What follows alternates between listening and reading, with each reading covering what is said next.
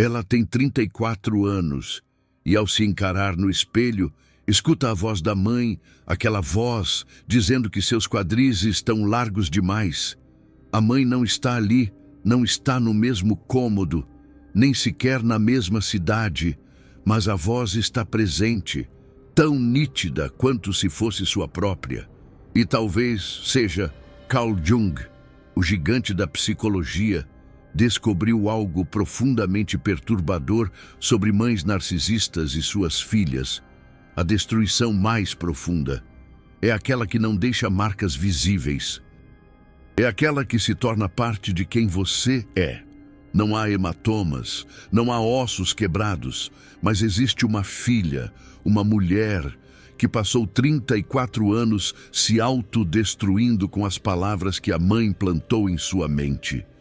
E o mais aterrorizante, ela nem sequer percebe que está fazendo isso, porque quando sua mãe é narcisista, ela não precisa estar presente fisicamente para continuar te destruindo. Ela já vive dentro de você. Este vídeo não é sobre culpar sua mãe. É sobre entender o que Jung chamou de envenenamento do arquétipo materno e como esse veneno se espalha de forma invisível, silenciosa, mortal, afetando sua feminilidade, sua capacidade de se nutrir. Cada relacionamento que você tenta construir, cada momento em que você se olha no espelho, nos próximos minutos, você vai testemunhar exatamente como isso acontece. Como uma mãe narcisista destrói uma filha sem nunca levantar a mão. E por que as feridas invisíveis são as mais difíceis de curar? Porque você não pode mostrar essas feridas para ninguém. Você não pode ir ao hospital e dizer: minha mãe destruiu minha capacidade de me amar. Não existem exames de raio-x para detectar um arquétipo feminino envenenado. Não existem curativos para a internalização de uma voz materna tóxica, que se tornou sua crítica interior mais cruel. O que existe é uma filha, uma mulher, que cresce acreditando que o problema é ela, que se ela fosse diferente, melhor, mais bonita, mais magra, mais inteligente, mais silenciosa, mais falante, menos sensível, menos egoísta, a mãe finalmente a amaria. E quando essa filha se torna adulta e percebe que nada que ela faça é suficiente, ela não culpa a mãe. Ela culpa a si mesma por não conseguir ser amável. Jung dizia que a mãe é o primeiro mundo da criança, o primeiro espelho, o primeiro universo. E quando esse espelho reflete de volta uma imagem distorcida, fragmentada, rejeitada, algo se rompe na psique da filha, algo que Jung chamou de ferida no si mesmo, uma rachadura na fundação de quem você é. E dessa rachadura nasce o que ele identificou como o falso si mesmo, a máscara social, a persona defensiva que você usa para tentar, finalmente, ser amada. Mas aqui está a verdade que ninguém te conta. Você pode passar a vida inteira aperfeiçoando essa máscara. Pode se tornar a filha perfeita, a profissional impecável, a esposa ideal, a mãe dedicada. E mesmo assim, lá no fundo, naquele lugar que ninguém vê, você ainda vai ouvir a voz da sua mãe dizendo que você não é suficiente. Porque ela não está criticando o que você faz. Ela está criticando quem você é. E você internalizou isso. Deixa eu te mostrar como isso funciona na prática. Ana Clara tinha 6 anos, quando percebeu que existia algo errado com ela. Não que alguém tenha dito isso diretamente, mas a mãe tinha uma forma de olhar para ela, uma pausa antes de responder. Um suspiro quando Ana Clara entrava na sala, como se a mera existência da filha fosse um peso. A mãe de Ana Clara nunca bateu nela, nunca gritou. Na verdade, para quem via de fora, ela era uma mãe exemplar, levava a filha para a escola, preparava lanches saudáveis, comparecia às reuniões de pais. Mas existia algo na forma como ela fazia tudo isso. como se estivesse cumprindo um papel, representando a mãe perfeita. E Ana Clara era a plateia que nunca aplaudia adequadamente. Aos 7 anos, Ana Clara ganhou um prêmio na escola por melhor redação. Correu para casa com o certificado, os olhos brilhando. A mãe olhou para o papel e então para Ana Clara e disse: "Que bom, mas a prima Beatriz ganhou 2 prêmios no mês passado. Ela é muito dedicada." Ana Clara nunca esqueceu aquele momento. Não a dor física, porque não houve dor física, mas algo morreu naquele dia. Jung diria que foi o momento em que o si mesmo verdadeiro de Ana Clara começou a se fragmentar.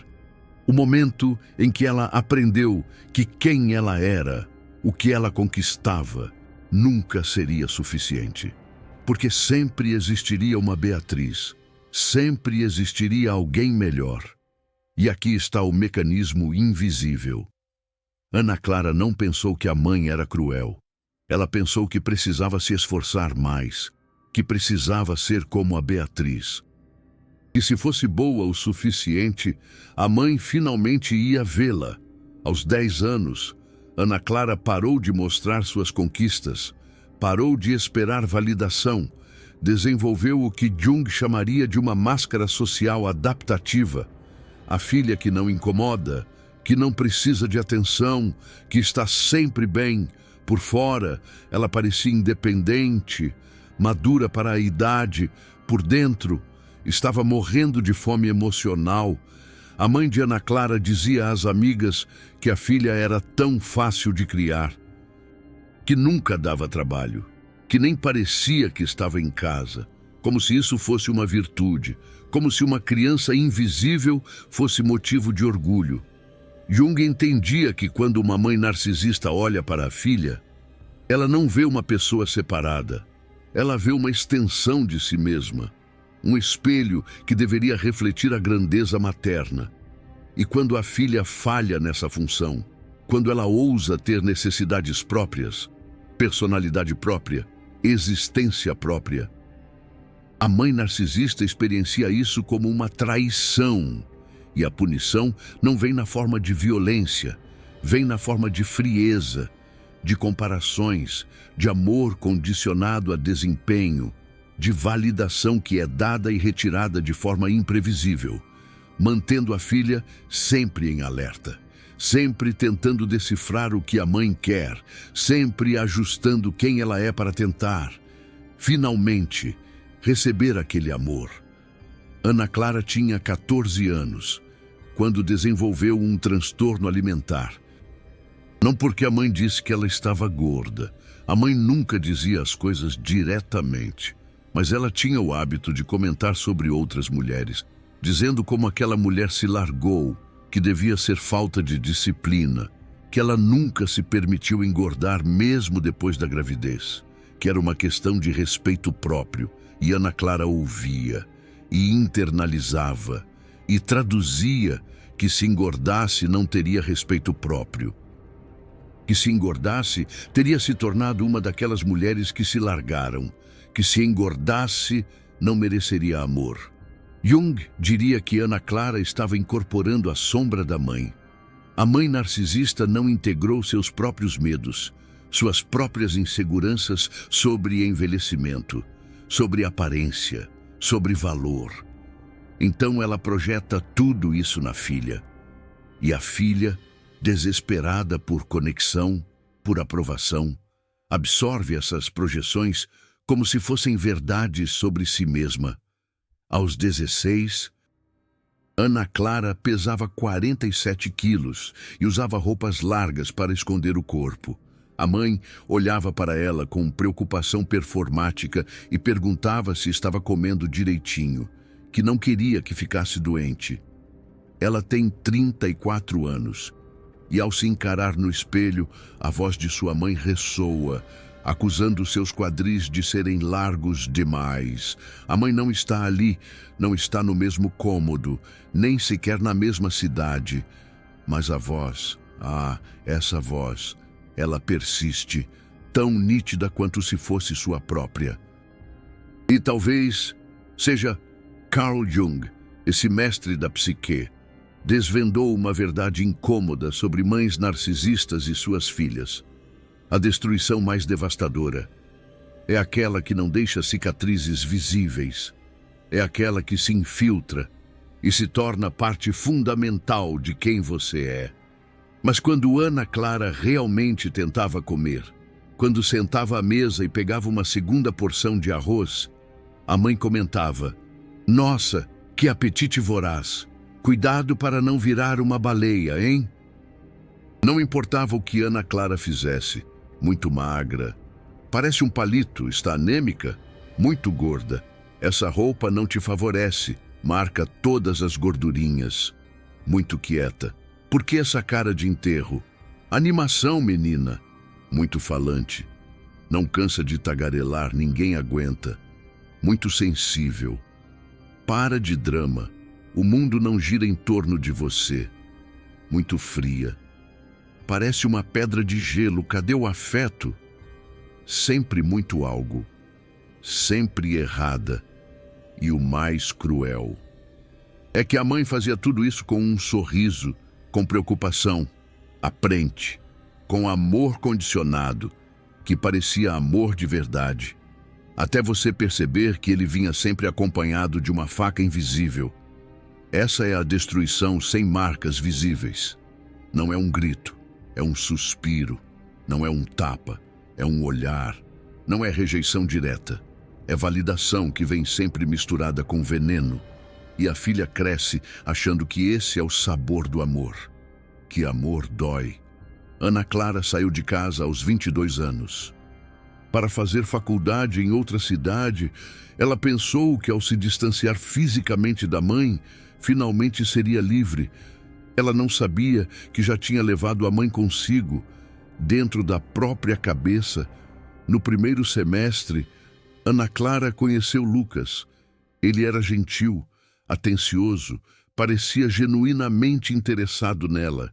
E pela primeira vez, Ana Clara sentiu que alguém havia, que alguém gostava dela. Não pelo que ela fazia, mas por quem ela era. E foi apavorante. Porque quando você cresce acreditando que amor é algo que você precisa merecer através de performance perfeita, quando alguém te oferece amor simplesmente porque você existe, sua mente não sabe processar isso. Jung chamaria isso de um conflito arquetípico. O si mesmo verdadeiro de Ana Clara queria aceitar o amor, mas o falso si mesmo, aquele construído para sobreviver ao narcisismo materno, sussurrava que ele ia abandoná-la, que assim que a conhecesse de verdade, veria que ela não prestava, que ela precisava ser perfeita ou ele iria embora. Ana Clara começou a sabotar o relacionamento. Testava Lucas constantemente, criava problemas onde não existiam, interpretava gestos neutros como rejeição, porque ela estava esperando a outra mãe aparecer. Esperando o momento em que Lucas olharia para ela com aquela expressão que a mãe tinha, decepção disfarçada de amor. E quando Lucas, confuso e exausto, finalmente terminou o relacionamento, Ana Clara não ficou surpresa, ela ficou confirmada, ela sabia, ela não era digna de amor, ela estragava tudo. Assim como a mãe sempre disse. Mas a mãe de Ana Clara nunca disse isso diretamente. Essa é a genialidade cruel do narcisismo materno. Ele opera através de insinuações, de comparações, de amor condicionado. Ele te destrói enquanto sorri para você.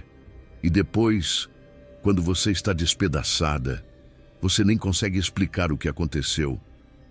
Porque não existem evidências, não existem marcas visíveis. Jung entendia que o arquétipo materno é o mais poderoso da psique humana. Quando ele é saudável, ele nutre, protege, espelha, valida. A filha cresce sabendo que é amada simplesmente por existir, que suas emoções são válidas, que ela tem o direito de ocupar espaço, que ela é suficiente.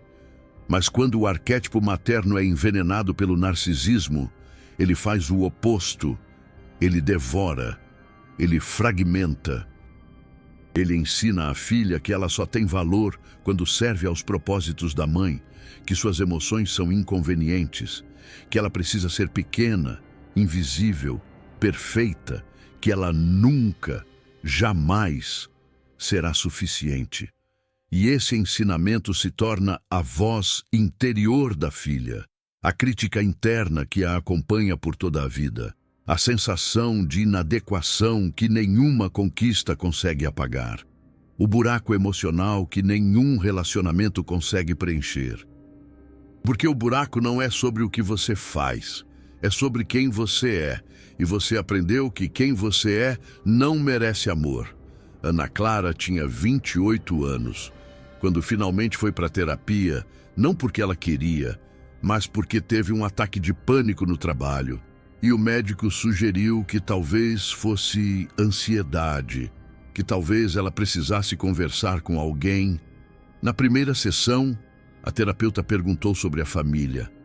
Ana Clara disse que a mãe era ótima, que sempre se dedicou muito a ela, que teve uma infância privilegiada, que não tinha motivos para reclamar. Minha mãe sempre fez de tudo por mim, sabe? A terapeuta anotou algo e perguntou como Ana Clara se sentia quando falava com a mãe. Ana Clara pausou.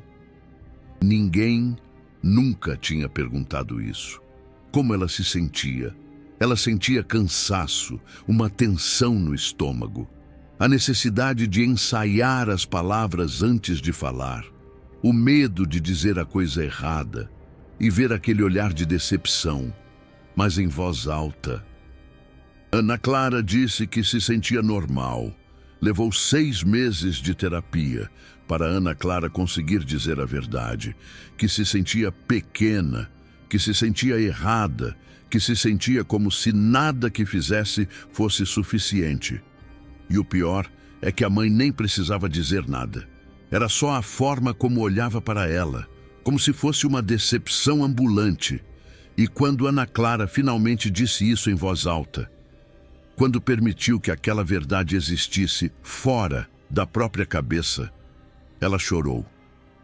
Não uma lágrima delicada, mas o tipo de choro que vem do fundo do corpo. O tipo de choro de quem passou décadas segurando algo pesado demais. A terapeuta disse algo que mudou tudo, que a mãe não precisava bater nela para machucá-la, que abuso emocional é real e que as feridas invisíveis são tão profundas quanto as visíveis. Ana Clara nunca tinha pensado em sua mãe como abusiva. Abuso era coisa que acontecia em famílias violentas, disfuncionais, pobres. Não em casas de classe média com mães que iam às reuniões escolares e preparavam lanches saudáveis. Minha mãe sempre fez bolo de cenoura para mim. Mas Jung entendia algo que a sociedade reluta em aceitar. Você pode ser destruída por alguém que nunca levantou a mão para você. Você pode carregar trauma de uma infância que, de fora, parecia perfeitamente normal. Porque o que destrói não é apenas o que acontece, é o que não acontece. A validação que nunca veio. O amor incondicional que foi substituído por amor transacional. O espelhamento saudável que foi trocado por crítica disfarçada de cuidado. E a filha de uma mãe narcisista cresce achando que o problema é ela, que se ela fosse menos sensível, se ela não levasse tudo tão a sério, se ela fosse mais grata, mais forte, mais madura, ela não se sentiria assim. Mas o problema nunca foi a filha. O problema é que ela foi criada por alguém incapaz de amá-la por quem ela é. E agora, adulta, ela precisa aprender algo que deveria ter sido ensinado na infância, que ela é digna de amor, não por ser perfeita, mas por simplesmente existir. Ana Clara tem 34 anos agora. Ela ainda está em terapia. Alguns dias são mais fáceis. Outros dias, ela ainda ouve a voz da mãe em sua cabeça, criticando, comparando, diminuindo. Mas agora ela reconhece aquela voz. Ela sabe que não é a verdade. É apenas o eco de um arquétipo envenenado. Ela está aprendendo a separar quem ela realmente é do que a mãe projetou nela. Está aprendendo que sentir não é fraqueza, que ter necessidades não é egoísmo, que ocupar espaço não é arrogância. Está lentamente, dolorosamente, reconstruindo si mesmo que foi fragmentado antes mesmo de ter a chance de se formar completamente. E o mais importante, Ana Clara está quebrando o ciclo, porque Jung mostrou que a sombra não integrada se transmite de geração em geração. A mãe de Ana Clara provavelmente também foi filha de uma mãe narcisista. Também internalizou que amor é condicional. Também aprendeu a medir valor através de performance. Mas Ana Clara decidiu que o ciclo termina com ela. Calma, porque ainda não chegamos na parte mais importante. A parte sobre como essas feridas invisíveis se manifestam na vida adulta, de formas que você nunca conectou com sua mãe. Guarda tudo o que você acabou de ler, porque as próximas revelações vão fazer tudo isso fazer ainda mais sentido. Existem padrões que aparecem na vida de filhas de mães narcisistas, padrões tão consistentes que Jung os reconheceria imediatamente como sintomas de um arquétipo materno ferido. E o mais perturbador é que a maioria dessas mulheres nem percebe a conexão. Elas acham que os problemas são defeitos pessoais, falhas de caráter, fraquezas individuais, mas não são. São marcas invisíveis da destruição materna. Primeira manifestação, a incapacidade de receber elogios. Alguém diz que você fez um bom trabalho, e sua primeira reação não é gratidão, é desconfiança, questionando o que essa pessoa quer de você. Ou então você imediatamente minimiza, dizendo que não foi nada, que qualquer um faria. Ou pior, você lista tudo que fez errado, todas as formas como poderia ter sido melhor. Jung diria que isso é a voz materna internalizada. A mãe narcisista nunca permitiu que você recebesse validação pura, sem contaminação. Sempre havia um mas, sempre havia uma comparação, sempre havia algo errado para balancear algo certo. Então agora, adulta, você faz isso consigo mesma. Automaticamente, você se tornou sua própria mãe narcisista. Segunda manifestação, relacionamentos onde você sempre dá mais do que recebe. Você se esvazia tentando preencher o outro. Você antecipa necessidades. Você se adapta. Você se torna pequena para caber no espaço que sobra. E quando alguém pergunta o que você quer, você genuinamente não sabe responder, porque você foi treinada desde criança a não ter necessidades, a não ocupar espaço emocional, a existir em função do outro.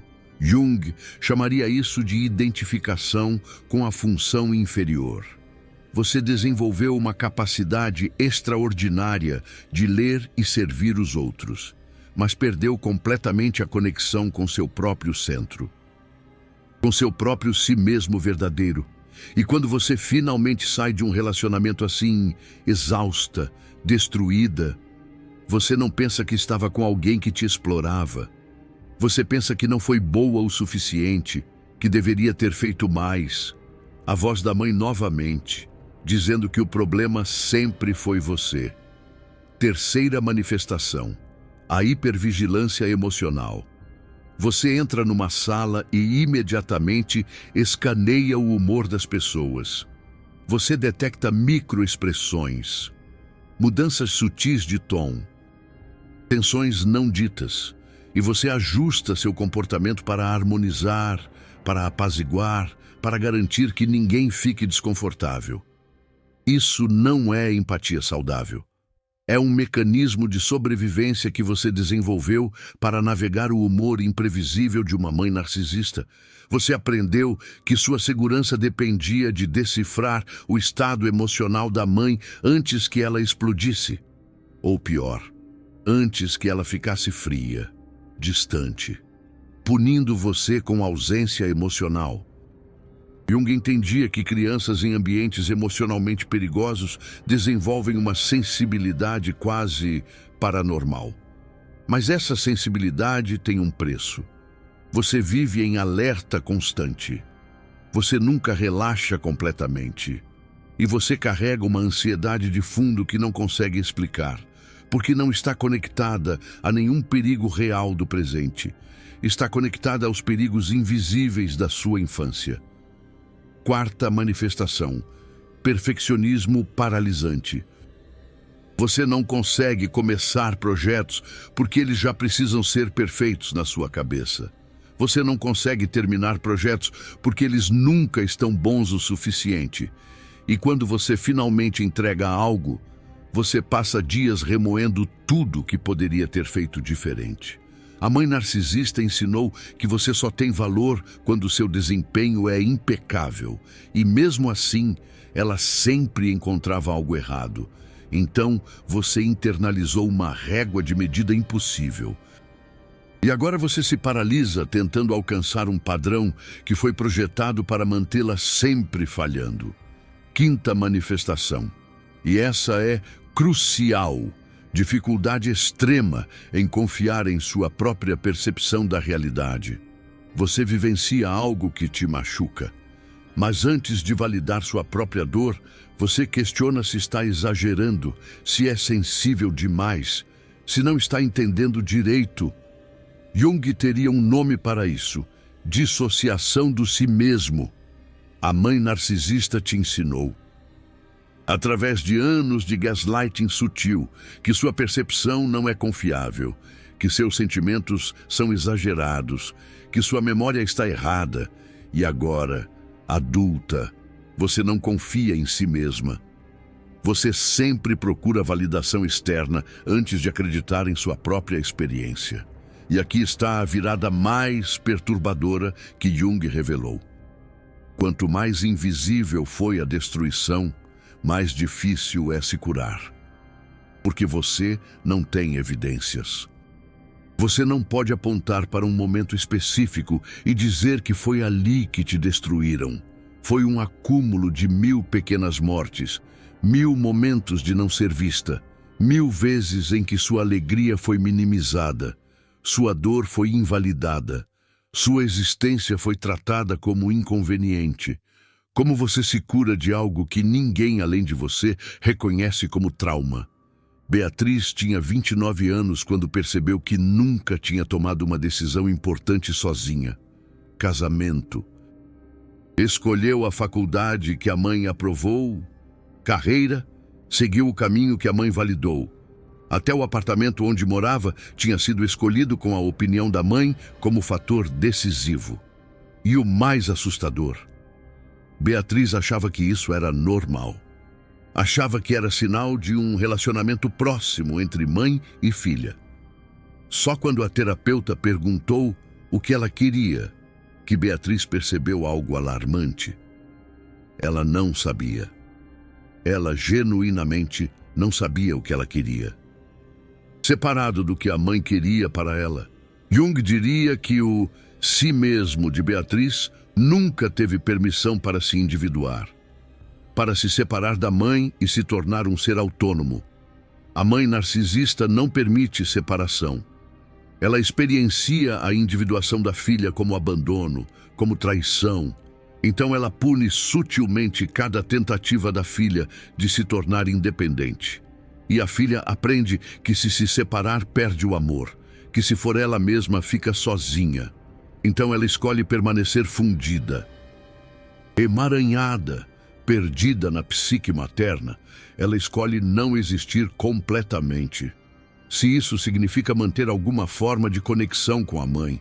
Mas aqui está a verdade brutal. Essa não é conexão real, é simbiose tóxica. E você não está mantendo amor.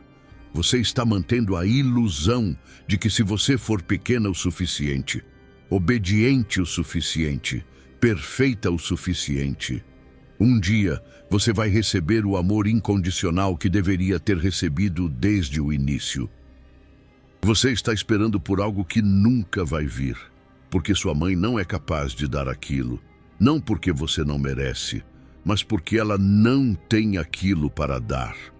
Ela mesma está vazia, ela mesma está fragmentada, ela mesma nunca integrou sua própria sombra, nunca curou suas próprias feridas. E essa percepção, essa compreensão de que sua mãe é limitada, de que ela nunca vai te dar o que você precisa, é simultaneamente libertadora e devastadora. Porque significa que você precisa parar de esperar, precisa parar de tentar, precisa aceitar que você foi criada por alguém emocionalmente incapaz de ser a mãe que você precisava. E então você precisa fazer algo inacreditavelmente difícil. Você precisa dar a si mesma aquilo que ela nunca deu. Você precisa se tornar sua própria mãe boa o suficiente. Precisa validar suas próprias emoções. Precisa nutrir seu próprio si mesmo. Precisa dizer para aquela criança interior ferida que você a vê, que acredita nela, que ela não está exagerando, que a dor é real e que ela sempre foi suficiente. E isso é o que Jung chamava de reparentalização interna. E é um dos trabalhos psicológicos mais difíceis que existe, porque você está lutando contra décadas de programação, contra uma voz materna internalizada que está gravada tão fundo que parece ser sua própria voz. Mas é possível, é absolutamente possível. Você acabou de entender os mecanismos invisíveis através dos quais mães narcisistas destroem suas filhas. Viu como a ferida se forma, como ela se manifesta, como ela se perpetua. Essa informação que você recebeu nos últimos minutos não é fácil de encontrar, porque a maioria dos profissionais de saúde mental não foi treinada para reconhecer abuso emocional sutil. A sociedade ainda opera com a ideia de que se não há violência física, não há abuso real. Mas você agora sabe diferente. E esse conhecimento tem o poder de mudar sua vida. O Super Thanks ali embaixo não é só apoio financeiro para esse canal. É você dizendo, essa verdade sobre narcisismo materno precisa ser conhecida. É você ajudando a garantir que mais vídeos como esse sejam feitos, que mais filhas descubram que o problema nunca foi elas. Quando você clica naquele coração dourado, você está quebrando o silêncio em torno de um tipo de trauma que a sociedade ainda reluta em reconhecer. Você não é só espectadora, você é sobrevivente consciente, ajudando a iluminar o caminho para outras que ainda estão na escuridão. Agora, deixa eu te mostrar o que a recuperação realmente parece, não a versão romantizada, mas a verdadeira. A recuperação não é linear. Não é você acordar um dia curada, livre da voz materna, completamente individuada. É um processo longo, doloroso, cheio de recuos. É você tendo um dia bom, sentindo-se forte. E então sua mãe liga e com uma frase simples, aparentemente inócua, te joga de volta naquele lugar de criança pequena tentando desesperadamente ser boa o suficiente. A recuperação é aprender a reconhecer aquele sentimento, nomear ele, dizer que é o complexo materno sendo ativado, que isso não é a verdade sobre quem você é, que é um padrão antigo tentando se repetir. É você praticando separar a voz da mãe internalizada da sua própria voz. E no início, você nem consegue distinguir as duas, mas com tempo, com prática, com terapia, você começa a notar, quando você se critica cruelmente, quando você minimiza suas conquistas, quando você se sente pequena e inadequada, você para e pergunta, de quem é essa voz? E você percebe, é dela. não é minha. E então você pratica responder diferente. Você pratica dizer não. Eu não aceito essa narrativa. Eu fiz um bom trabalho. Eu mereço ocupar espaço. Eu sou suficiente exatamente como sou. No início, você não acredita nessas palavras. Você as diz mecanicamente, como um exercício. Mas Jung entendia algo profundo sobre a psique. Repetição consciente cria novos padrões neurais. Você está, literalmente, reconfigurando sua mente, criando novos caminhos que não passam pela aprovação materna. A recuperação também significa estabelecer limites. Isso é aterrorizante para uma filha de mãe narcisista, porque você foi ensinada que limites são egoísmo, que dizer não é crueldade, que cuidar de si mesma é abandono da mãe. Mas limites não são muros, são definições saudáveis de onde você termina e a outra pessoa começa. São você dizendo: eu não vou mais absorver suas projeções. Não vou mais carregar sua sombra não integrada. Não vou mais me diminuir para que você se sinta maior. E quando você começa a estabelecer limites, sua mãe narcisista vai intensificar. Ela vai te acusar de ser ingrata, egoísta, fria.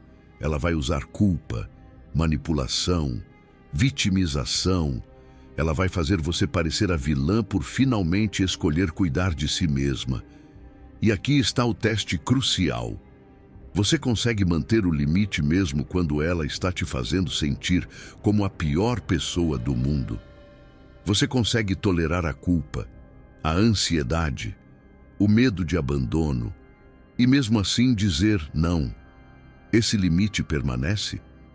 Porque se você consegue fazer isso, você está começando a se individuar de verdade. Você está escolhendo seu si mesmo verdadeiro em vez da aprovação materna. E essa é a escolha mais difícil e mais libertadora que você vai fazer. Clara fez essa escolha aos 31 anos. Ela disse para a mãe que não iria mais ao almoço de domingo toda semana, que precisava de espaço. A mãe respondeu perguntando se depois de tudo que fez por ela a abandonava assim. Que sabia que Clara era egoísta, que sempre foi. Clara sentiu a facada familiar da culpa. Sentiu a vontade avassaladora de voltar atrás, de se desculpar, de se diminuir. Mas ela respirou fundo e disse que não estava abandonando a mãe, que estava criando um equilíbrio saudável e que esperava que ela pudesse respeitar isso. A mãe desligou o telefone. Não falou com Clara por 3 semanas. E aquelas 3 semanas foram tortura psicológica para Clara. Ela quase ligou 1000 vezes, quase cedeu, quase desistiu de si mesma para recuperar a mãe. Mas ela não cedeu. E sabe o que aconteceu? Nada catastrófico. A mãe eventualmente ligou de volta, como se nada tivesse acontecido. E Clara percebeu algo fundamental. O amor da mãe dela sempre foi condicionado ao controle. Quando ela manteve o limite, quando ela não se dobrou, o castigo veio na forma de abandono temporário. Mas ela sobreviveu. E ela percebeu que conseguia viver sem a aprovação materna. Essa foi a verdadeira individuação. Não foi parar de amar a mãe, foi parar de se sacrificar na esperança de ser amada de volta. Jung dizia que o objetivo da individuação não é perfeição, é totalidade, é integrar todas as partes de quem você é, incluindo as partes que foram rejeitadas, reprimidas, envergonhadas. É recuperar a sombra que você escondeu para tentar ser a filha perfeita. Para filhas de mães narcisistas, isso significa permitir-se ser imperfeita, permitir-se ter necessidades, permitir-se ocupar espaço, permitir-se sentir raiva da mãe sem culpa paralisante. Permita-se reconhecer: ela me machucou e a dor que você sente é válida e você merece cura, mesmo que ela jamais reconheça o que fez. porque aqui está a verdade final, a verdade incontestável. Você não precisa que sua mãe valide sua dor para que ela seja real. Não precisa que ela admita o que fez para que você possa se curar. Você não precisa do reconhecimento dela para seguir em frente. Você pode se curar independentemente dela. Você pode se tornar inteira, mesmo que ela permaneça fragmentada. Você pode quebrar o ciclo, mesmo que ela continue repetindo os padrões. E quando você tiver filhos, ou quando você simplesmente se relacionar com as pessoas, você pode escolher diferente. Você pode validar emoções. Você pode oferecer amor incondicional. Você pode ver as pessoas como seres separados, não como extensões suas. Você pode fazer o que sua mãe não conseguiu: amar sem devorar. Essa é a vitória final sobre o narcisismo materno. Não é vingança, não é cortar contato necessariamente. É simplesmente recusar-se a passar adiante o veneno. É dizer: o ciclo termina comigo. E se você chegou até aqui, se você reconheceu sua história neste vídeo, eu quero que você saiba algo. Não foi sua culpa. A criança que você era fez o melhor que pôde, com os recursos que tinha. Você desenvolveu mecanismos de sobrevivência brilhantes, ainda que dolorosos. Você é mais forte do que imagina. E agora, como adulta, você tem uma escolha que não tinha quando criança. Você pode escolher se curar, pode escolher buscar terapia, pode escolher fazer o trabalho difícil de separar quem você realmente é das projeções maternas. Pode escolher se tornar a mãe boa o suficiente para si mesma. Uma mãe que te nutre, que te acolhe, que te entende. Não vai ser fácil, vai doer. Vai haver dias em que você vai querer desistir, em que vai parecer mais simples. Apenas aceitar o papel que lhe foi dado. Permanecer a filha boa, pequena, invisível, à sombra da sua mãe. Mas você não é mais aquela criança. Você tem poder agora. Você tem escolha. E escolher a si mesma. Escolher seu si mesmo verdadeiro. Escolher sua individuação. Como diria Carl Jung, é o ato mais corajoso e mais necessário que você pode fazer. As feridas invisíveis que sua mãe deixou são reais, mas a cura também é possível. E você merece essa cura, não porque você fez algo extraordinário, mas porque você existe, e existir é suficiente. Agora me diz uma coisa nos comentários. Qual dessas manifestações invisíveis você reconheceu em si mesma? A incapacidade de receber elogios, os relacionamentos desequilibrados, a hipervigilância emocional, o perfeccionismo paralisante ou a dificuldade de confiar na própria percepção? Seja específica, porque quando nomeamos essas feridas, quando trazemos elas à luz, elas começam a perder poder sobre nós. Comenta aqui embaixo